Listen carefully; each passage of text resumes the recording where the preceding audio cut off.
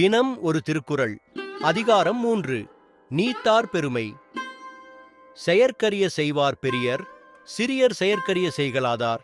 லட்சியங்களையும் சிறந்த செயல்களையும் செய்வது கடினம் எனத் தோன்றினாலும், அவற்றை அடைய முடியாது என்று நினைத்தாலும், அதை துணிச்சலுடன் செய்து முடித்து சாதிப்பவரே திறமையானவர்கள்.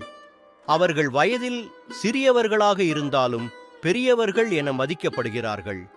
மாறாக எந்த முயற்சியும் செய்யாமல் பெரிய செயல்களில் இருக்கும் சிரமங்களையும் இடையூறுகளையும் கண்டு எச்செயலையும் செய்யாமல் தவிர்ப்பவர்கள் வயதில் பெரியவர்களாக இருந்தாலும் சிறியவர்கள் என கருதப்படுகின்றனர்.